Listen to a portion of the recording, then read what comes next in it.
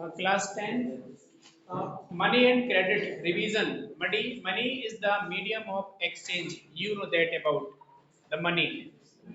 ठीक है, यह एक एक्सचेंज करने का एक माध्यम है और यह जब हम जहां पर एक्सचेंजिंग के रूप में जहां पर यूटिलाइज नहीं करते मनी का, वो होता है डबल कोइंसिडेंस ऑफ बॉन्ड without use of money. This is also known as a barter system.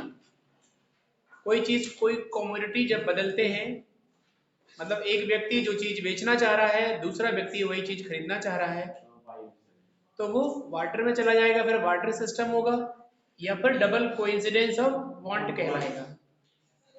बात बेटी समझ में आ रही मेरी? ओके. अब जाओ फॉर्मल और informal. Formal sector all those type of the sector accepted the government policies. है ना, जितने भी रूल्स रेगुलेशन होते हैं, जितने भी एक्ट होते हैं, वो सरकार के द्वारा जारी किए जाते हैं और वो संस्थाएं उन्हें मानती हैं. All these organization institution follow the rules and regulation released by the government of the state and nation. Central state के द्वारा जो रूल्स रेगुलेशन दिए जाते हैं वो मानने पड़ते हैं. जिस प्रकार वेज एक्ट है ना, मजदूरी अधिनियम. This is minimum wage act also. एक न्यूनतम मजदूरी अधिनियम है जिसमें आप किसी व्यक्ति को उतने से कम पैसे नहीं दे सकते, है ना. दूसरी चीज वेज एक्ट के बाद फैक्ट्री एक्ट. फैक्ट्रियों पे कोई भी मतलब इंडस्ट्री पे आप जो है अपने पर हो रहा जो एक्सप्लॉइटेशन है, जो शोषण है, उसके विरुद्ध जा सकते लॉ है. You have the wage act. Labour act also. Labour act का मतलब होता है जो काम लेबर करती है, जो अनऑर्गेनाइज सेक्टर में जो लोग काम करते हैं, वो लेबर एक्ट के तहत आप पर जो है कंपेंसेशन ले सकते हैं. आप उनसे ज्यादा काम नहीं करा सकते. Fix wage are working hour. Wage भी फिक्स है कि आप मतलब मिनिमम वेज एक्ट एक अधिनियम हो गया. This followed by the formal sector of India, formal sector of the country, कि आप इससे कम पैसे नहीं दे सकते, इससे ज्यादा घंटे काम नहीं करा सकते. तो वर्किंग अंग्रेजों वाली हो जाएगी कि आप हिंदुस्तान में फ्री जनता से आप इतना ज्यादा काम क्यों करा रहे हैं.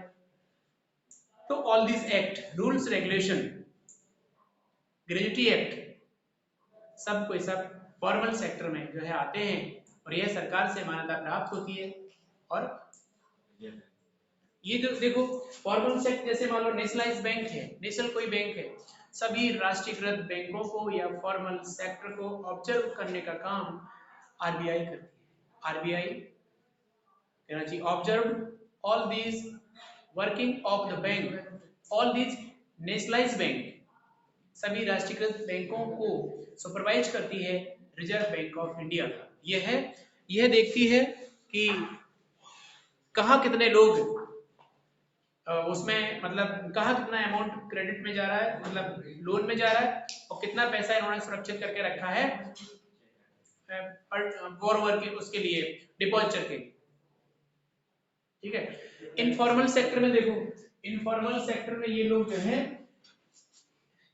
इसका उद्देश्य होता है फॉर्मल का या गवर्नमेंट सेक्टर का कि पब्लिक फैसिलिटी प्रोवाइड करा देना, और इनका होता है ज्यादा से ज्यादा प्रॉफिट कमा लेना. इनमें ह्यूज डिफरेंस है बेटा, है ना भाई. फॉर्मल सेक्टर है या गवर्नमेंट सेक्टर है कोई, तो उसका होगा ना भाई फॉर्मल है तो इनका उद्देश्य है कि हम पब्लिक फैसिलिटी दी. जिस प्रकार और उसमें पब्लिक सेक्टर है मान लो, उसमें road making, bridge making, railway line and different काम जो ऐसे हैं जो जनता नहीं करा सकती. पब्लिक को ज्यादा से ज्यादा प्रॉफिट देना, और इसका काम है खुद ज्यादा से ज्यादा कमाना. लेबर के पैसे कम देंगे, कम लेबर लेंगे, काम ज्यादा घंटे कराएंगे, रिसोर्स सस्ते लेंगे, प्रोडक्ट महंगा बेचेंगे. This is a concept of the informal sector in India and in also the world. Suppose करें इनमें से कोई इंडस्ट्रियलिस्ट निकल के आया और उसने चौक बनाई, उसने कह दिया रिसोर्स तो लाइमस्टोन मिला के हमने बना लिया, या सीमेंट इंडस्ट्री उसने डाली, उसने कहा साहब 50 रुपया बोरी तैयार करना है, कैसे देंगे. 300 बेचना है। तो ये इंडस्ट्रियलिस्ट की पोजीशन है। ये क्यों बड़े बड़े इंडस्ट्रियलिस्ट एकदम ग्रो करते चले जाते हैं? This is a aim of the all the industrialist और businessman having a concept of earning a large amount of money in any way, चाहे बेजेक्ट का हनन करना पड़े, चाहे लेबर से ज्यादा देर तक काम कराना पड़े, बीज कम देना पड़े, वर्किंग आवर बढ़ाने पड़े, रिसोर्स सस्ता लेना पड़े, चाहे मिक्स रिसोर्स लेना पड़े। मिक्स का मतलब है ओरिजिनलिटी पे ध्यान, ब्रांड नेम तो देंगे लेकिन रियली वो चीज इतनी अच्छी नहीं होगी, क्योंकि उन्हें उनका उद्देश्य ज्यादा से ज्यादा पैसे। हाँ, और ये इसमें कोई सिक्योरिटी नहीं होती, कोई। एक मिनट रुकिए, अभी हम बता रहे हो। इनफॉर्मल में सिक्योरिटी नहीं होती, वेज एक्ट लागू नहीं होता। दूसरी चीज, वेज एक्ट, फैक्ट्री एक्ट लागू नहीं होता, कोई भी अधिनियम यहाँ पर नहीं होता, क्योंकि इनफॉर्मल सेक्टर का उद्देश्य जनता को फायदा न पहुंचाना और केवल खुद का फायदा उठा लेना। इसीलिए अनऑर्गेनाइज सेक्टर में या इनफॉर्मल सेक्टर में जो काम लोग करते हैं वो सुरक्षित नहीं होते हैं। ठीक है ना? इसीलिए कहीं ना कहीं इनफॉर्मल और अनऑर्गेनाइज सेक्टर में काम करने वाले लेबर को, किसी व्यक्ति को, if you want to provide protection for these type of the people, तो all these criteria या rules regulation released by the government, जो सरकार ने इसको दिए हैं, वो इन्हें मानने पड़ेंगे। हाँ, बोलो क्या कह रहे हो बेटा? क्या कह रहा है? प्रैक्टिकल जाते हैं। अरे यार, फरवरी में इंटरव्यू हो जाएंगे और 1 मार्च से आपके शुरू हो जाएंगे बेटा, 12th और उसके टाइम। ठीक है, कॉपी ऑफ आ जाएगा कुछ दिन के बाद। 50 और 20 रुपए में चलते थे। ठीक है, हां 20 से नहीं, इधर रुपए नहीं चलते होंगे, लेकिन मेजर डिलीशियस क्या है उसका है। और सुनो, हाँ, सुरक्षा बेटा, सुरक्षा मतलब कहने का, आप इनफॉर्मल में हो, मान लो आप किसी फैक्ट्री में आपने जॉब किया, तो उसने आपको सिक्योरिटी नहीं दी, आपसे बेस अच्छी दे रहा है, लेकिन हो सकता है 6 महीने से आपसे कहे कि मैं आपसे संतुष्ट नहीं, मेरे यहाँ दूसरा मैनेजर आ गया, तो वह आप अनसिक्योर है। आपने प्लानिंग कर ली, फैमिली सेटअप कर लिया और 5 महीने में नौकरी चली गई, तो ये अनसिक्योर है। ऐसी रिस्क ना लें। बेज भले ज्यादा हो, 5 महीने तुम्हें भगा देगा तो फिर तुम कहीं की नहीं रहे, ये भी तो है। इसीलिए people having a income and other goals, you studied this topic also, income and other goals. Income is a common, सबको इनकम चाहिए, you all that you have, you want to large quantity of the rupees, है ना, एंड क्या बोलते हैं America में, dollars, foreign investment, foreign currency. लेकिन you also want to other goals just like respect, security, freedom, equality, all these goals भी आपको चाहिए हैं, क्योंकि आप असुरक्षित हैं कहीं, आपको पैसे खूब मिलते हैं लेकिन आपका सम्मान नहीं होता है, आप नहीं जाएंगे, क्योंकि people has income and other goals also। तो ये अदर गोल्स में आता है कि हमें फ्रीडम, रिक्वेस्ट, रिस्पेक्ट भी चाहिए। सुरक्षा सबसे बड़ी चीज है। पता चला कि आपकी जब रहती है 4 दिन नहीं आना है ना, इधर पता चला कि परिवार को कुछ नुकसान हो रहा है या खुद को नुकसान पहुंच रहा है, तो ये प्रॉब्लम। ठीक है ना बेटा, माइक बंद करके, माइक बंद कर लो।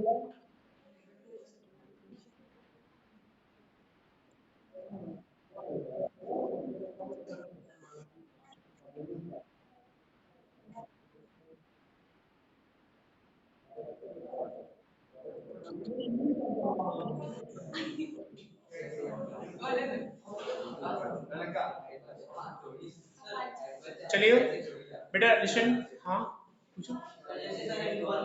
इक्वालिटी नहीं होगी, लेकिन सर यूपी में अब ऐसा क्यों कर दिया गया है कि जो फॉर्मल जॉब होती है जैसे सरकारी नौकरी सर उसमें सर पहले 5 साल संविदा की नौकरी क्यों करनी पड़ेगी, तो सर इनइक्वालिटी हो गया। देखिए, एक जब ऐसा होता ना, तुम्हारी बात बिल्कुल सही है, जब ऐसा होता जब एम्प्लॉयमेंट नहीं होते, अनएम्प्लॉयमेंट ज्यादा होते, तो फिर वो कैसे नहीं, बाल में भी उसकी भी उन्हें परत चाहिए। ये खैर कुछ कुछ इसके ड्रॉबैक भी है, कुछ अच्छाइयाँ भी हैं। कि अच्छाइयाँ ये है मतलब कि बेहतर से बेहतर व्यक्ति जाएगा कि आप 5 साल कर लीजिए, फिर आप एग्जाम दीजिए, जब आप कॉम्पिटेंट, आप बिल्कुल फेयर हैं, तो आप जब आपसे पूछ लिया जाए, if you know that about the formal and informal and any knowledge, हमने कहा 5 साल बाद तुम्हारा टेस्ट होगा, तुम अच्छे उतरे, तो हमने कह दिया, हमें बेहतरीन फैकल्टी मिल गई, और हमारे जेब हमारे पास रोजगार थे नहीं, पता चला कि हम नहीं तुमको दे पा रहे हैं, तो तुम्हें किनारे कर दिया, दूसरे कम में ले लिया, उसको भी 5 साल रखा। जब आप ऐसे हो जाएंगे तो आप काम भी मेहनत से करेंगे। आप जानते हैं प्राइवेट सेक्टर डेवलप क्यों हो जाता है? सरकारी स्कूल में क्या 5 बच्चे बैठे रहते, अरे भाई क्या मतलब है, 60,000 पे साइन होंगे 1 तारीख को, कौन देखने आ रहा? आ रहा तो आ रहा भाई, बैठ जाओ, उन्हें भी नहीं, कुछ यहाँ पे नहीं कहेंगे, अभी बाद में। नहीं, सेल्फ हेल्प ग्रुप काय को, मतलब तो ऑर्गेनाइज अनऑर्गेनाइज हो गए, फॉर्मल इनफॉर्मल हो गए, आउट और कुछ लोग कुछ भी इसमें मिक्स कर देते हैं। इसमें एक्सप्लॉइटेशन होता है, इसमें नहीं होता। बस जहां पर सुरक्षा नहीं है, एक्सप्लॉइट बिल्कुल होगा। मैंने पहले ही बता दिया, काम ज्यादा करवाएंगे, पैसे कम देंगे, छुट्टियां नहीं देंगे, पेड हॉलीडे नहीं होते हैं, इसमें पेड हॉलीडे होते, आप गए पैसा काम खत्म, एज ए डेली बेसिस होता है ना।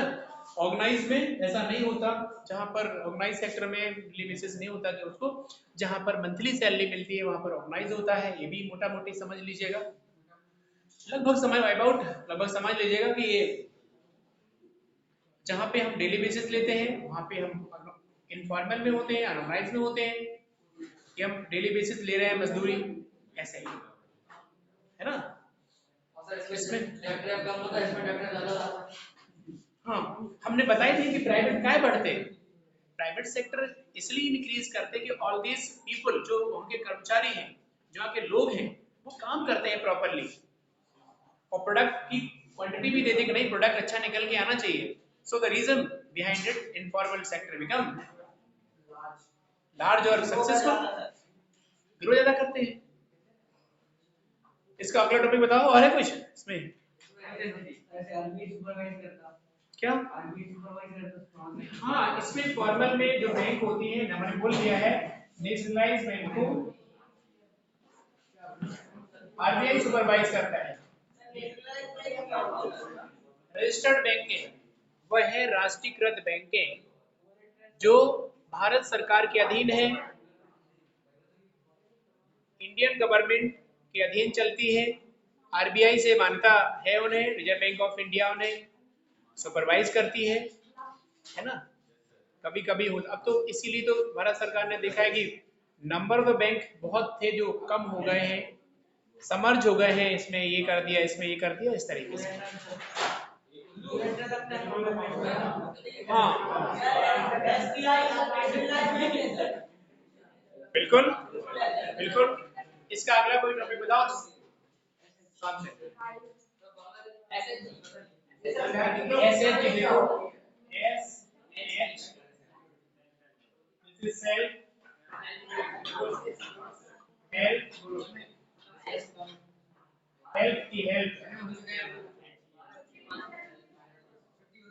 ग्रुप्स देखो बेटा, self help group, all these type of groups having 20 to 25 members or 15 to 20 members, 15 से 20 मेंबर उसमें होंगे, ठीक है। अब देखो, इनमें से ये सारे मेंबर जो है एक ही क्षेत्र के होते हैं लगभग, इसको हिंदी में कहते हैं स्वयं सहायता समूह है। स्वयं सहायता समूह का मतलब होता है ये स्वयं अपनी सहायता कर लेंगे, पर यही तो समूह है, स्वयं सहायता समूह या सेल्फ हेल्प ग्रुप।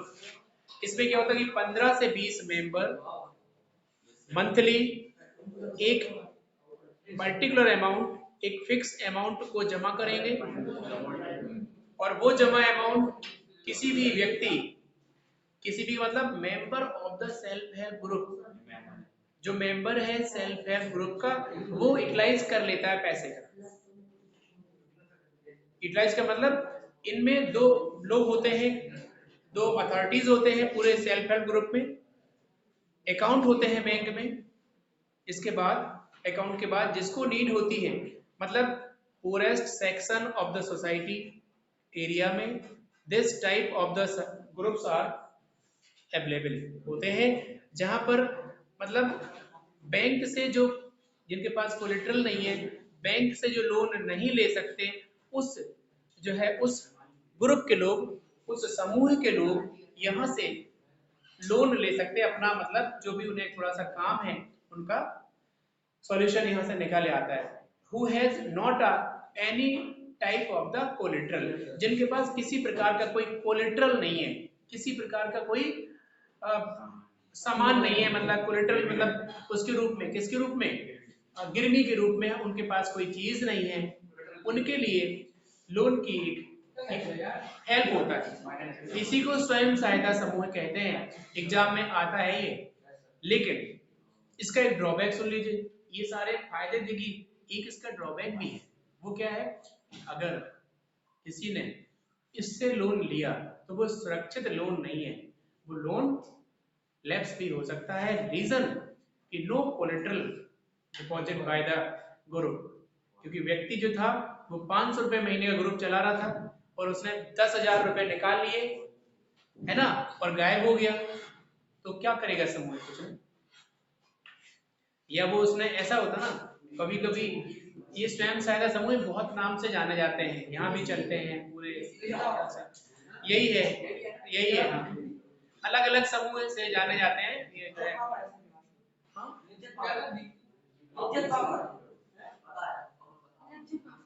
अरे क्या अच्छा, लिज्जत पापड़ एग्जाम्पल है